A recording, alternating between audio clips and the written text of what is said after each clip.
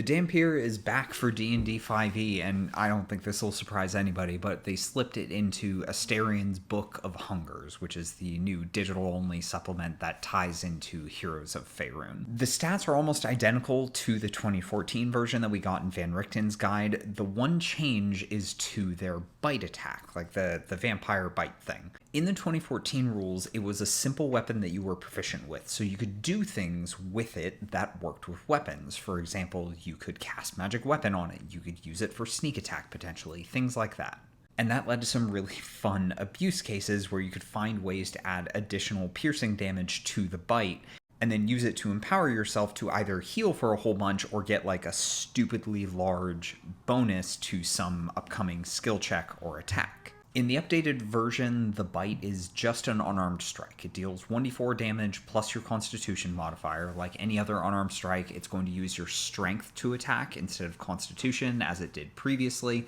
So that changes the interaction with other things, and unfortunately that means that this is going to be really underwhelming for most characters. High strength characters with decent constitution can still get some value here, so like barbarians, paladins, strength-based fighters, you might still find this useful because you could do this instead of a weapon attack, get some healing, or buff your next attack potentially. But the class most likely to benefit here is the monk, of course.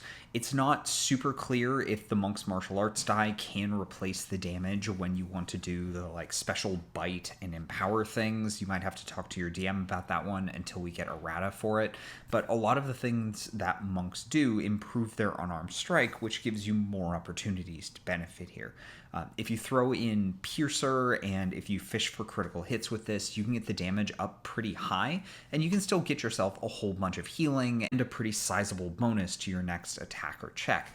But one other thing they changed there, in the 2014 rules, the bonus would last however long you wanted. Like, you could only use it once, but you could hang on to it.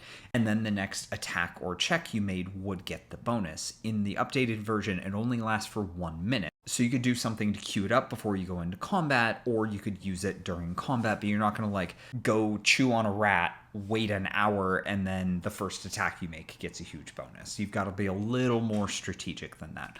But this is still very much vulnerable to the bag of rats abuse. So if you can go and like get your bag of rats, pull an Astarion and eat a series of rats until you crit one to maximize the amount of bonus you get, then use the Empower, which you can only do a few times before you need to rest. There are still ways to abuse it, but it's not quite as abusable as it was in the 2014 rules.